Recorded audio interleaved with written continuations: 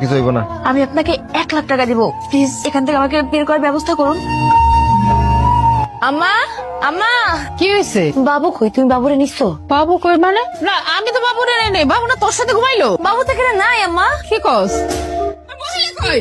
মহিলার তো সারা শব্দ নাই, কোথাও দেখতেছি না। আমি আগে সন্দেহ করছিলাম যে এই মহিলা কোন উদ্দেশ্যে আমার বাড়িতে ঢুকছে। এই মহিলা তো মনে হয় আমার নাতিরা নিয়ে গেছে গা। কি কইতাছ আম্মা? ওই মহিলা নিয়ে গেছে বাবুরে।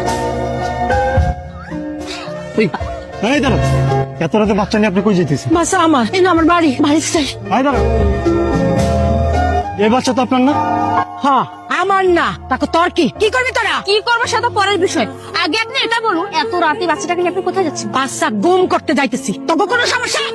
এই খবরদার, আমার জীবনও যদি যায় না, এই বাচ্চা নিয়ে তুই এখান থেকে কোথাও যেতে পারবি না। এই বাচ্চা আমার আর শোরুমের বাচ্চা। এই বাচ্চাদের খবরদার, বাচ্চাদের